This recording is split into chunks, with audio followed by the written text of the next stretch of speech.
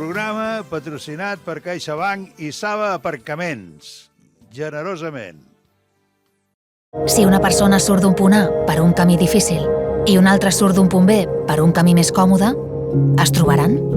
Acompanyem persones en situació vulnerable des de la infància fins al final de la vida. Perquè nosaltres no creiem en les coincidències, creiem en les oportunitats. Fundació La Caixa. Només és progrés si progressem tots.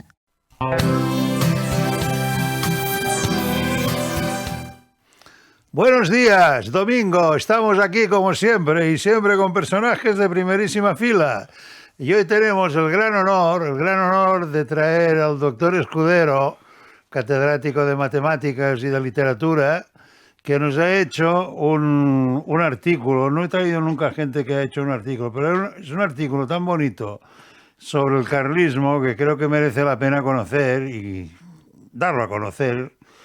Y además creo incluso que es un punto de referencia en la historia del carlismo, porque de lo que he leído todo es muy intenso, no me aclaran mucho las cosas, y aquí con un artículo de una página y media ahora ya tengo un poco de idea y yo quiero transmitir esta idea a los demás. Y como cada semana pues procederemos a nuestras preguntas de rigor. ¿Qué tal? ¿Cómo estás? Muy bien, ¿y tú, Román? Pues aquí, como siempre. Cuando tú eras niño no conocías la palabra carlista, yo tampoco. Sí, bueno, yo la que conocía era la de Requeté, el Requeté, y era pues, recuerdo una de las tres banderas que habían del movimiento, que se ponían en aquel momento, en la época de Franco, y entonces, pero no, como tal, no conocía la palabra carlismo, ¿no? Años después supiste que este nombre de Requeté era una onomatopeya. ¿Por qué? Bueno, tampoco es un origen un poco incierto, a mí no me alcanza también el origen exacto de la etimología, sino esa referencia de onomatopéyica. Parece que correspondía al batallón tercero de Navarro de las fuerzas carlistas. Yo te querría decir, vamos a ver, el término de carlismo se establece entre 1823, o sea, hace 2 siglos, y 1833. Y si quieres te explico un poco para entrar en materia. Sí. Vamos a ver, en 1820, Rafael del Riego, que era un militar asturiano que había sido capitán general de Aragón, que era diputado liberal de las Cortes de Cádiz, pues hace un pronunciamiento liberal, por cuanto se estaba, después de la vuelta de Fernando VII del exilio, pues se había establecido el absolutismo. Podríamos hablar luego del manifiesto de los persas, si quieres, y te diré más o menos en qué pasó entonces. Entonces, de aquella época, de 1820, pues aparece el famoso himno de Riego. Sí. Es de él, en homenaje a él, pero era el que utilizaban los liberales, con distintas letras. Fue el himno no oficial de la Primera República, de la Segunda República y de aquel trienio liberal. Aquel trienio expiró en 1823 con una intervención extranjera. Desde Francia se enviaron a 100.000 soldados, se redondeó los 100.000 hijos de San Luis, y se implantó el absolutismo de nuevo. Entonces, Rafael del Riego, que tenía 39 años, fue fusilado, tenía la misma edad que Fernando VII, y a partir de ahí ya empieza la segunda restauración del absolutismo. Y es curioso porque, y esto creo que se sabe muy poco, no lo menciono tampoco en el artículo, ¿no? Porque tampoco al lugar. En aquella época, las masas que acompañan al nuevo rey, al rey que no había dejado de serlo, Fernando VII, pues iban gritando, iban rugiendo: viva el rey, viva la religión, muera la nación y mueran los negros. Los negros no eran los de Harlem, claro, los negros eran los liberales, a los que los reconocían por el color negro.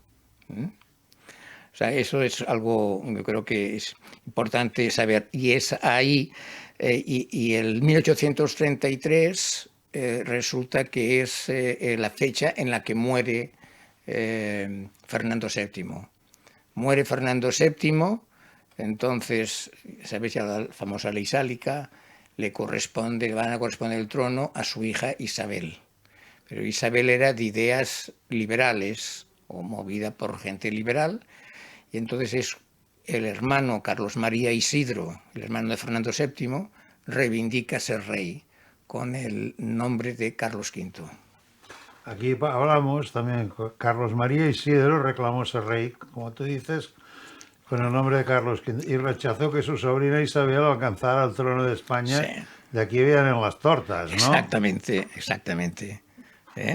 De aquí vienen, entonces ya comienza la primera guerra carlista. Comienza en 1833 y dura hasta 1840. Dios, patria y rey. Parece un poco infantil este axioma, o mejor dicho, grito, cuando se sabe que fue una guerra de las más desgraciadas que hubo, entre otras cosas, por los mal armados y pertrechados que iban los soldados, sin contar el hambre que pasaban, que esto no se dice. Sí, nunca se dice, todas las guerras son demenciales y brutales. Es la vejación de la condición humana, ¿no? Entonces, sí, realmente es irritante con la perspectiva histórica y bueno, todo para nada, ¿no? Sí, pero es que ahora estamos hablando estos días de los presupuestos de defensa, teniendo en cuenta lo que han hecho los americanos con los ucranianos, ¿no? Que les están retirando el armamento. Pero es que en aquella época los soldados tenían problemas de alimentación y problemas de munición. Sí. Y esto no se explica, pero es que No había presupuesto. No, bueno, pero mira, en la misma guerra de la independencia de los Estados Unidos, ¿no? La guerra ¿cómo se llama?, de sucesión, Sí. De secesión, de hecho era, ¿no? Entonces, allí los soldados pasaron realmente unas penurias realmente atroces, ¿no? En el momento en que se produce la victoria ahí al lado de Maryland, Nueva York, que cambia la tendencia de la guerra, en la que estaban dominando los confederales, los secesionistas. Entonces había unas tropas que estaban absolutamente maltrechas, heridos, desgarrados. Sí, o sea, es realmente atroz, ¿no? Puede decirse que el siglo XX hubo una gran guerra civil carlista con distintas fases. Sí. ¿Cuáles eran estas fases? Bueno, la primera es la que te he dicho, en la que la encabeza Carlos V, el que se suponía que se autotitulaba Carlos V, que es de 1833 a 1840. La segunda se circunscribe al ámbito catalán, que se llama la Guerra dels Matiners, que dura entre 1846 y 1849. Y la encabeza Carlos VI, que era hijo de Carlos V, para entendernos, entre comillas, y sí que tenía el título de conde de Montemolín. Yo ahí, luego, si acaso, tengo en estos dos libros que tú has puesto aquí, hay uno que es el que movió me impulsó para escribir este artículo que tú leíste y que nos reúne aquí ahora en particular, que es Dios, Patria y Rey, de Jordi Canal. Es un historiador espléndido, muy riguroso y minuciosamente documentado. Siempre es una garantía excepcional. Y luego ese librito pequeño es de Ariel, de hace quincenal, que era un libro ya de muchos años, del gran Carlos Seco Serrano, es un historiador absolutamente deslumbrante y es el tríptico carlista.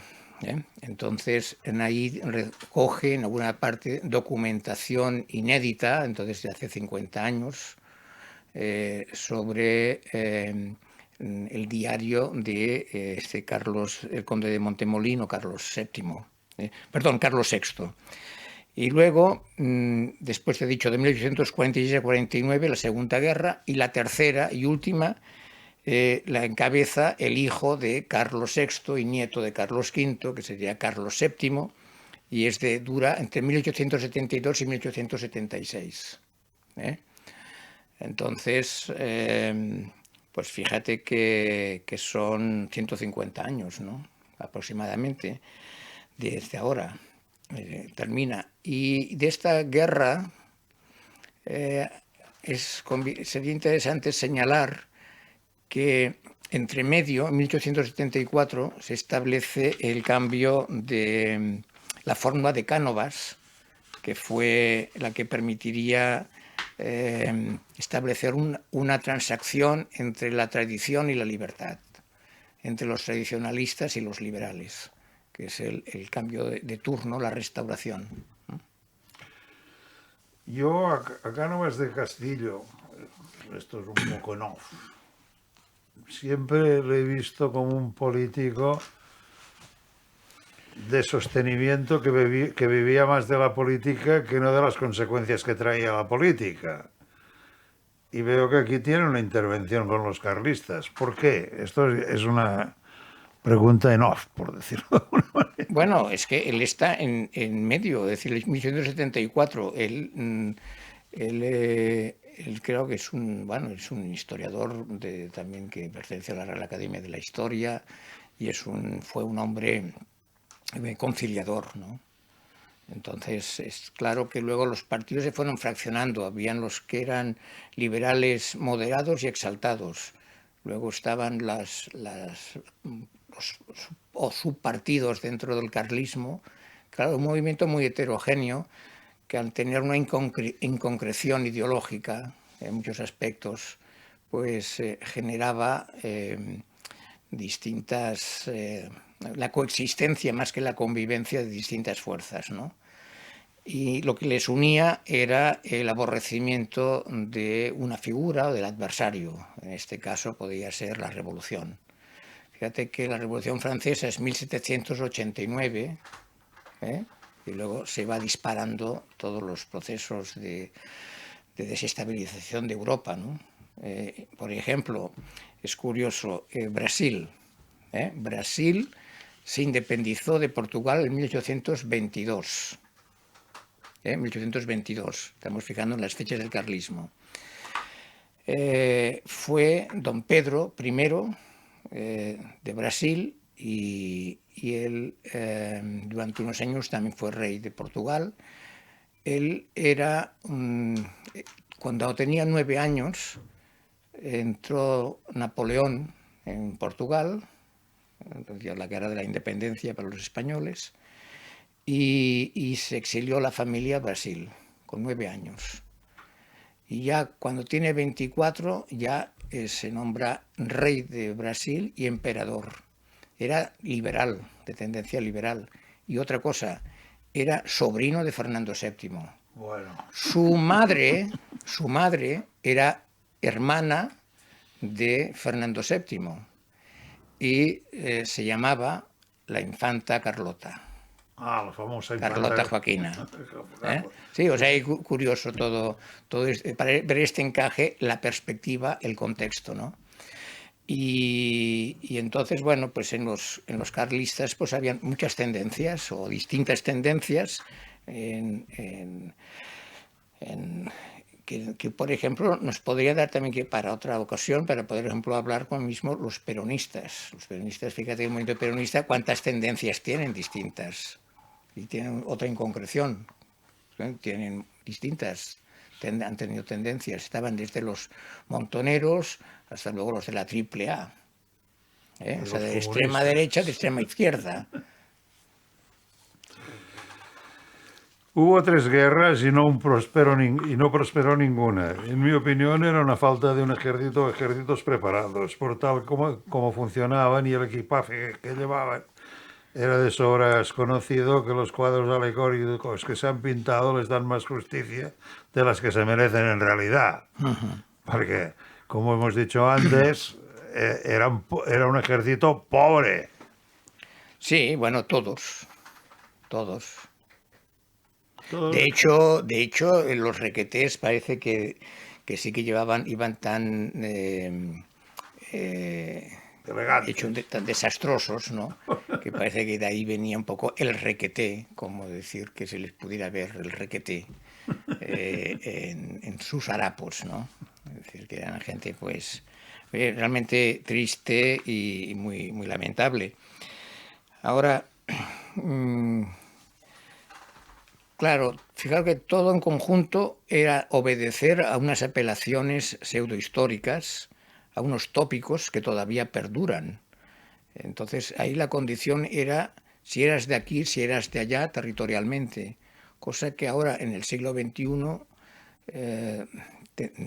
todavía dura, y de qué forma, con los nacionalismos, pero está absolutamente fuera de lugar. Es un anacronismo que perdura y que domina socialmente. Sí, los distintos nacionalismos, ¿no? Entonces, a continuación se han pasado en los tópicos y son planteamientos con supuestos falsos, ¿no? Por ejemplo, tienes que hay pueblos que son esencialmente industriales, pueblos esencialmente agrícolas, pueblos esencialmente avanzados y esencialmente ignorantes. Cuando ignoras, a su vez, cómo se llega a esa circunstancia, ¿no? Cómo pueblos no han podido desarrollarse. Esa tendencia, en el fondo está ahí latiendo ese supremacismo, el clasismo, la xenofobia basado en eso también, en ese factor de racismo, de considerarse superiores a una gente que son todos, digamos, de inferior condición. Y ese sentido de desprecio, bueno, eso pues lo podemos encontrar, van cambiando los actores, los sujetos de desprecio y los autores de las barbaridades, ¿no?, que hay. A veces se habla de las viejas libertades, por ejemplo, aquí mismo en Cataluña, pues las libertades catalanas, bueno, pues están basadas todo en un modelo de una sociedad de tipo feudal, donde dominaban los gremios, los eclesiásticos, los nobles. No era una situación de democracia, ¿me entiendes? Entonces el contexto está absolutamente extraviado, pero se sigue hablando de esto. Una curiosidad, ¿los miñones no era lo que quedan de los requetés? Los actuales miñones que quedan en Navarra. Sí. En medio de una rabia desesperada y cruel, se anuló la imprescindible voluntad de concordia de los españoles. En mi opinión, dado el nivel de cultura que había entonces, no creo que el país en general le importara mucho. No, era una guerra, en mi opinión, que no tenía que importar mucho. Esto lo digo yo. No, otra vez el pueblo ninguneado o manipulado, lleno de frases hechas, metiéndose en donde no o sea, siendo manipulados estrictamente, ¿no? Sé cómo decirte, fíjate que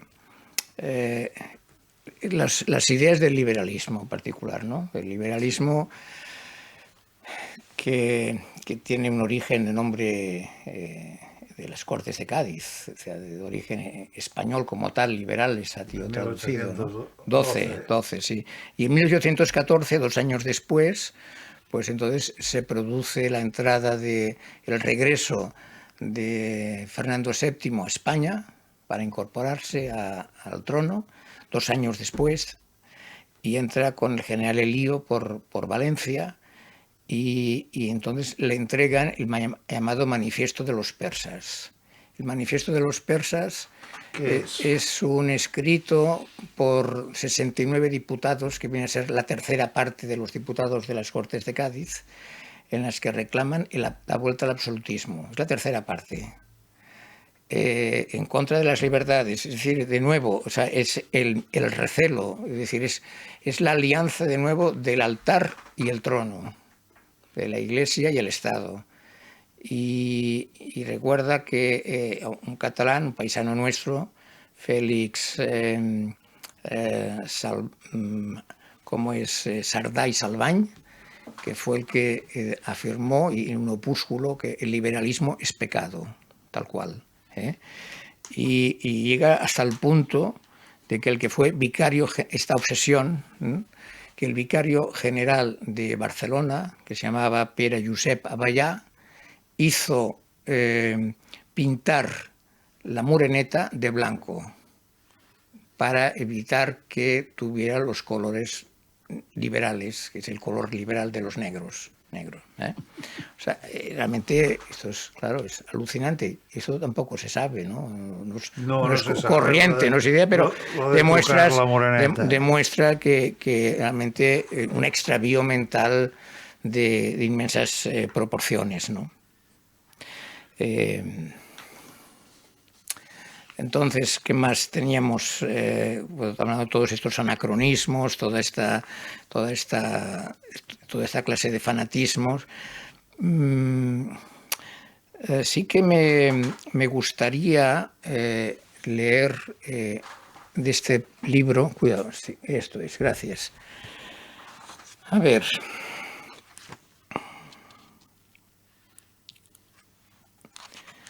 O sea, la empanada mental, si eso se traduce tal cual a nuestros días, no tiene parangón, ¿entiendes? Pero te das cuenta que poco hemos avanzado en muchas cosas, ¿eh? Cambian los términos, cambian las etiquetas, cambian los nombres, pero... Nil novum subsole. Sí. Entonces, en su diario de 1871, que sería...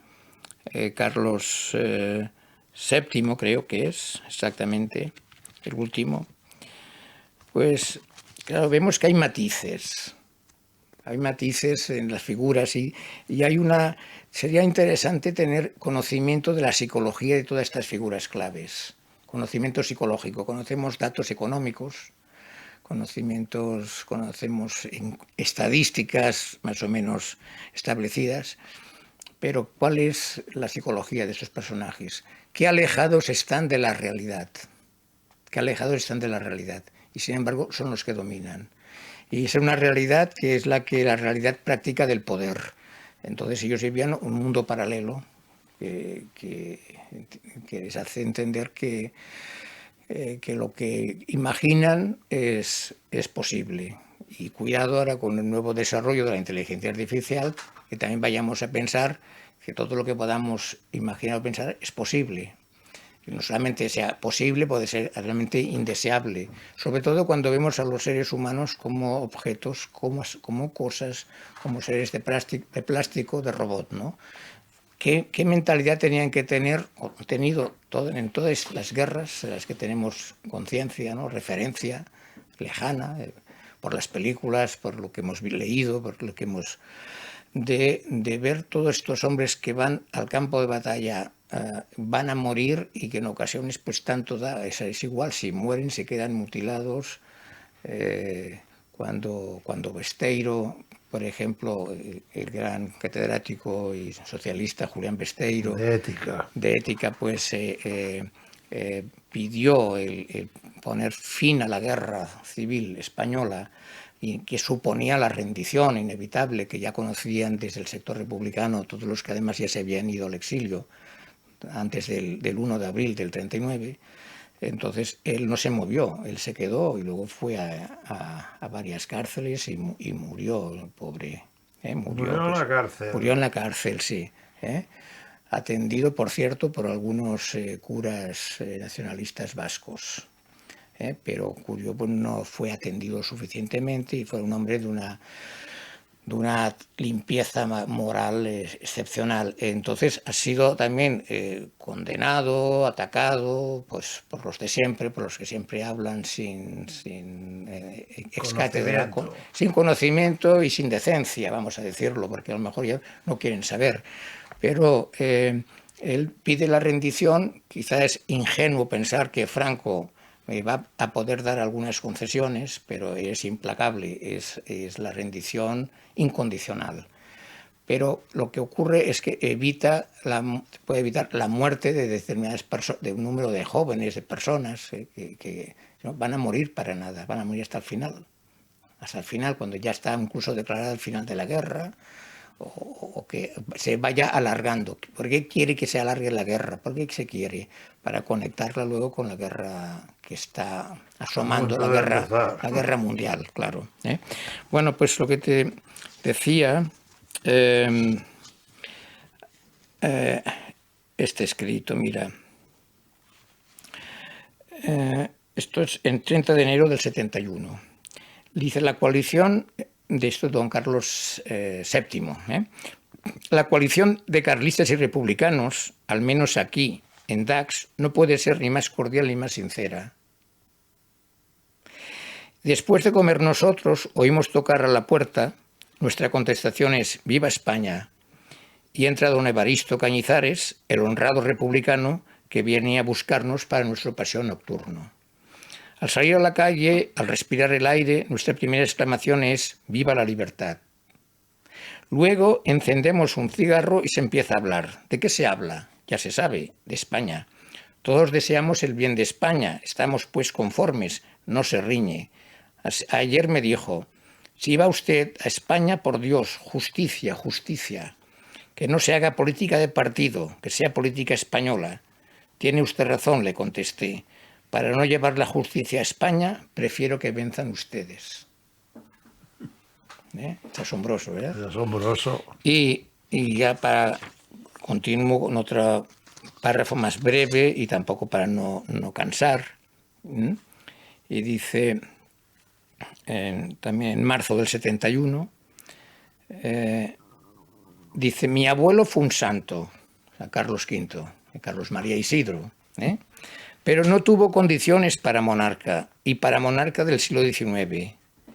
Yo faltaría a mi misión si quisiera enarbolar la misma bandera que en la guerra civil. Yo soy un joven que tiene derechos a la corona de Carlos V e Isabel la Católica, pero un joven que ha nacido emigrado y ha nacido en pleno siglo XIX. Es decir, que, como vemos, tenemos que estar siempre abiertos a la sorpresa de los datos, de las informaciones que nos puedan aparecer, ¿no? Pero, como te decía, ese aspecto de la psicología de los personajes que manejan los engranajes de la política y en este caso de la confrontación, pues es importante tener alguna idea. Yo creo que en esto Jordi Canal está trabajando también con mucho provecho, ¿no? El jurista barcelonés Francisco de Pablo Aller, que fundó en Argentina la revista Tradicionalista, sí que veo que se adelantó a Scarlett O'Hara, pero le sirvió de poco porque lo tuvo que cerrar al año 29. Exacto. O sea, hay unos intentos de establecer incluso pequeñas poblaciones de tipo carlista, ¿no? Como si fueran especie de mormones que se colocan en Argentina, y por eso va un poco la relación en esas fechas en las que quizá hay el antecedente muy reciente, también en 1823, bueno, en fin, al menos del siglo XIX, de Pedro I de Brasil, ¿no? Que era un lisboeta que se establece, se hace fuerte en el Brasil, se colocan, ¿no? Se refugian y allá luego encabezan ese movimiento de independencia de Portugal, ¿no? En el momento que hay. Y entonces, claro, son constantes en sus publicaciones, y claro, pues ahí hay un abanico muy amplio, pero siempre hay margen y carretera para los extremistas que tú ya sabes que luego empiezan a bramar contra la masonería.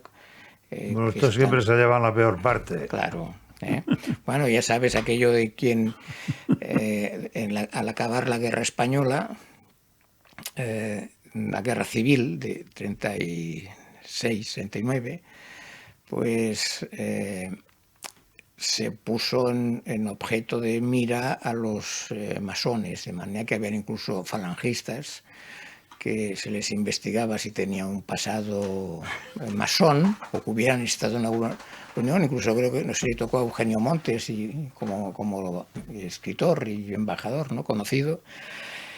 Y entonces esto era definitivo, ¿no? Entonces había un dicho por Madrid especialmente que decía: ¿quién es masón? Quien tengo delante del escalafón. Quiere decir, al que tengo delante del escalafón lo denuncio como masón, con lo cual lo denuncio y puedo pasar por delante, ¿no? Lo quito. Pero yo no sé, no he entendido nunca, abundando en esto, porque los masones en definitiva era una filosofía. Sin embargo, en el siglo XIX, principios del XX, todo el mundo era masón, es que generales... Pero en mi opinión es que no tenían nada mejor que hacer aquella buena gente para entrar en las logias. Pero hoy en día, como que hay tantas distracciones, las logias quedan aparte. Bueno, yo lo veo así. ¿Tú qué opinas? Sí, vamos, yo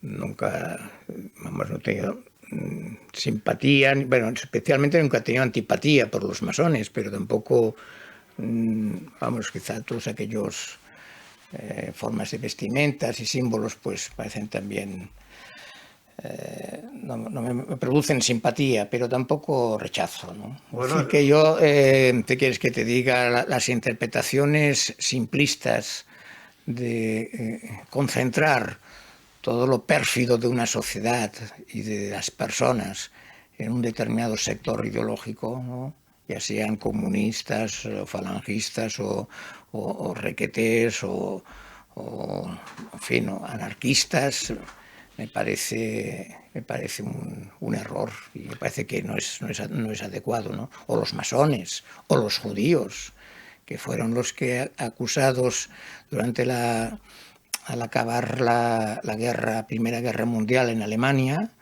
por haber llevado o orientado la puñalada por la espalda a toda Alemania, ¿no? Y entonces, claro, de ahí que ya había un antisemitismo en Alemania, pero que no era más grande que el que pudiera haber en otros países, o en Rusia o en misma Inglaterra o Francia, pues aquello, hubo un cóctel. Entonces, ¿cómo se arma para hacer el chivo expiatorio, la cabeza de turco de todos los males que ocasionó la rendición en la Primera Guerra Mundial, que generó lo que era la República de Weimar, ¿sabes?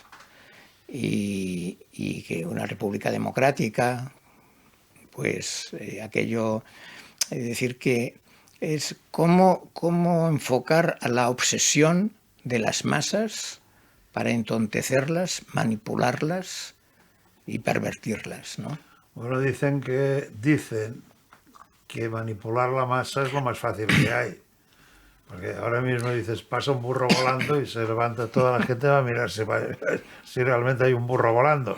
Y burros volando no hay porque no vuelan. Ya. Pero si lo dices un montón de... Sí, está la credulidad. La credulidad, ¿no? Habíamos que aquí... Desde Carlos VII el carlismo quiso prolongarse en América. Se me hace rarísimo. Mucha mella no haría, porque en esto no hablan los americanos. Al menos yo no tengo conocimiento en los Estados Unidos. De hecho, mira, también otra de las novedades en este libro de Jordi Canal está todo su estudio, dedica un capítulo muy interesante. Claro, yo tengo que decir una cosa, que yo no soy historiador. Bueno, pero No, para mí lo me eres. gusta mucho, sí, me gusta mucho la historia. Yo, por ejemplo, mira, te diré, sí, soy doctor en filosofía, pero no soy filósofo. ¿Qué quiero decir? Que no puedo hacer una aportaciones, sino pues, ¿entiendes? Un No pensamiento. es falsa modestia, sí, claro, tengo mi pensamiento, pero no es un pensamiento que yo he podido apropiarme, eso es cierto, pero que no me atribuyo esa condición de filósofo, ¿no? Entonces, y también el doctorado en matemáticas, sí, pero a lo mejor pues, tampoco propiamente eso. Me puedo a lo mejor llamar más matemático porque he estado todos los años que llevo dando clases, ¿no?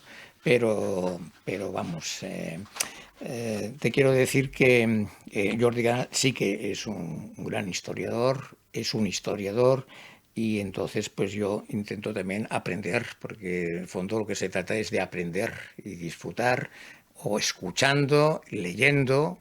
Y entonces cuando nos podemos formar una opinión y tenemos unos criterios que podemos manejar, pues estamos en un nivel más alto del que estábamos antes, y yo creo que esto es básico, ¿no?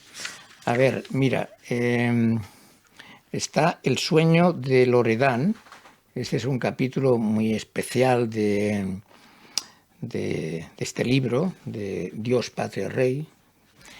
Y, a ver, entonces, claro, habla de la biblioteca tradicionalista, un carlista en la Argentina, el legitimista español, y luego, claro, cómo todo va derivando, cómo luego fue todo derivando en el ocaso del carlismo, que se establece entonces con la tercera guerra carlista en el 76,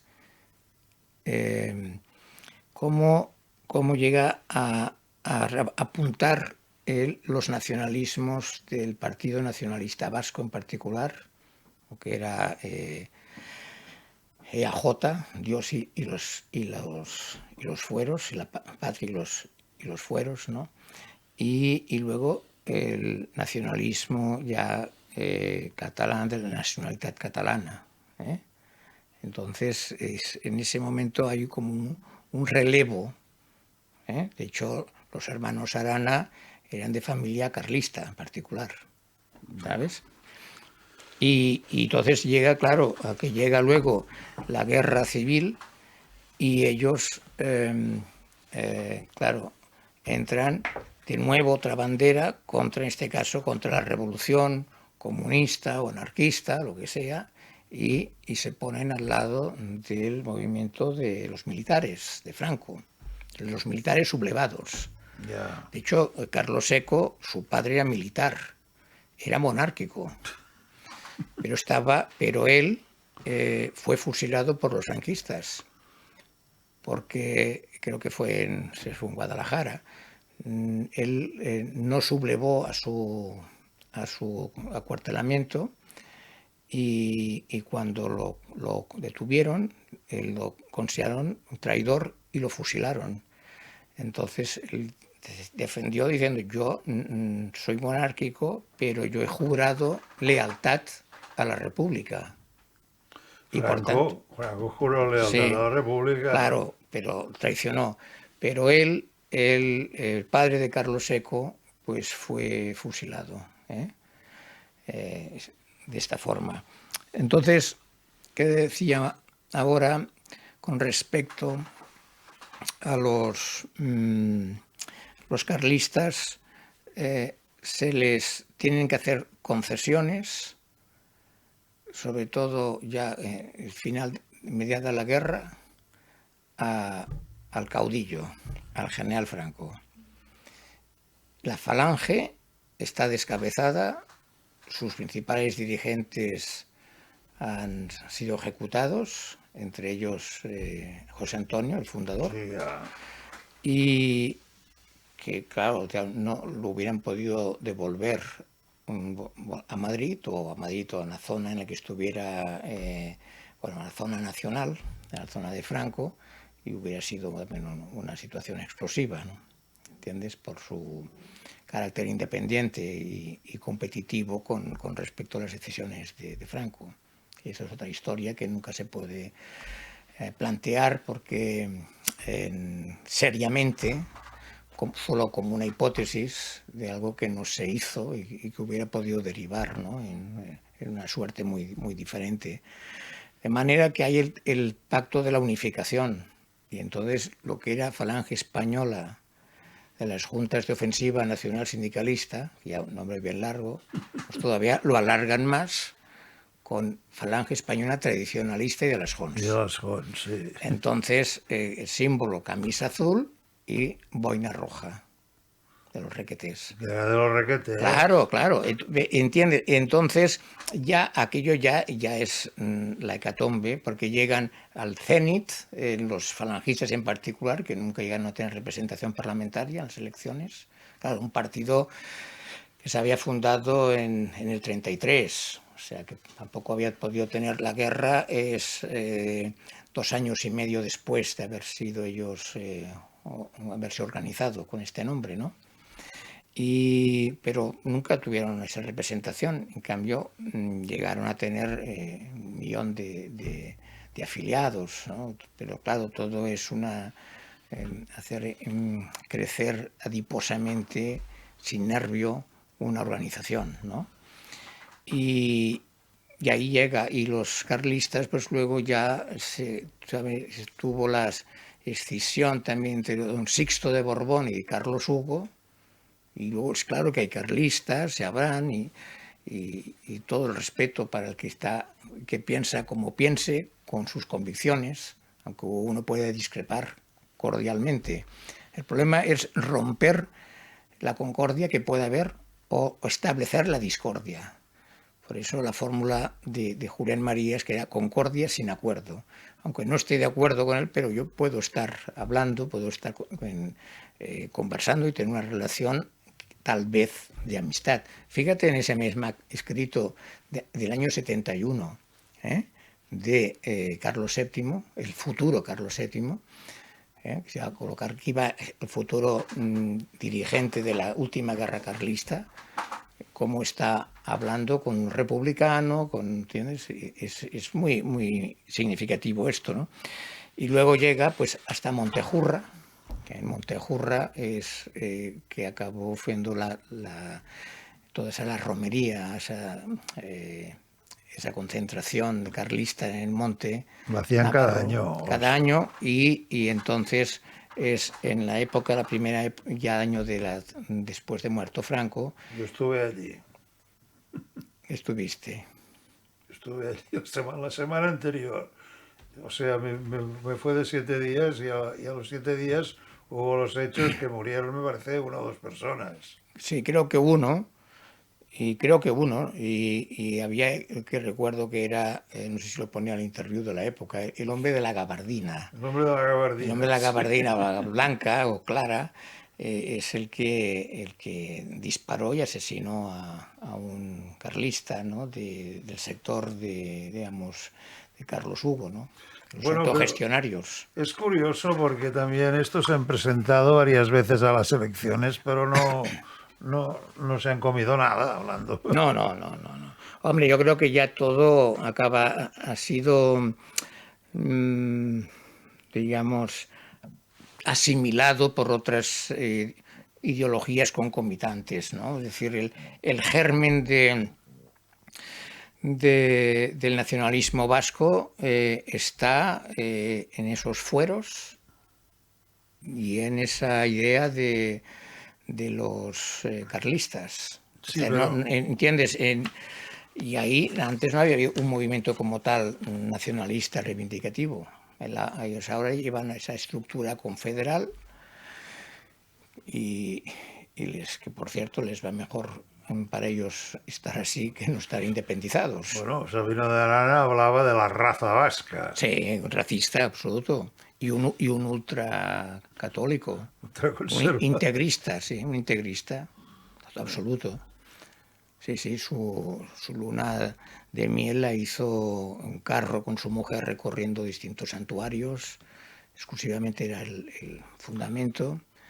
Y bueno, y su otro hermano Luis, que fue el que diseñó la Ikurriña, estudió Derecho en Barcelona. Sí, pero se lo copió de los ingleses. Sí, ya. Que esto nadie lo dice. Sí, la Unión Jack. La Unión Jack. Pero esa era una bandera de partido.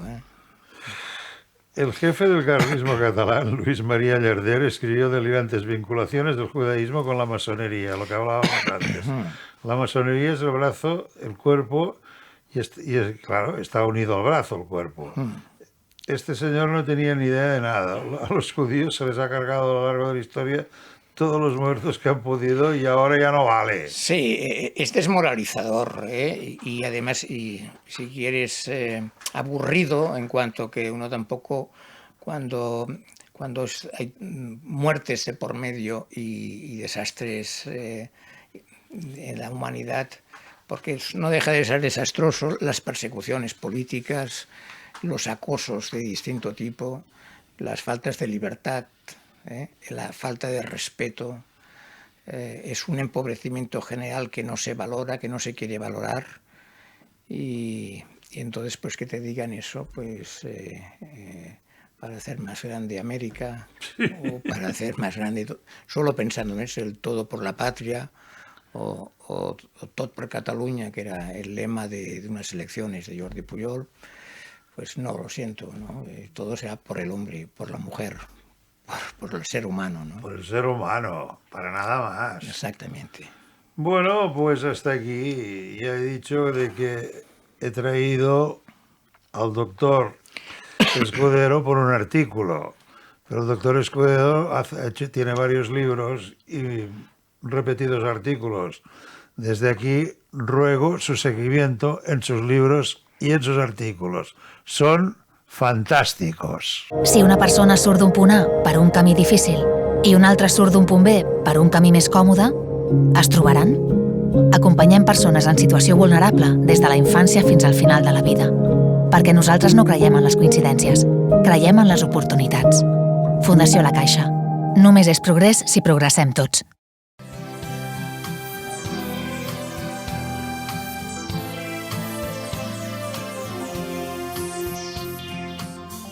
Programa patrocinat per CaixaBank i Saba Aparcaments.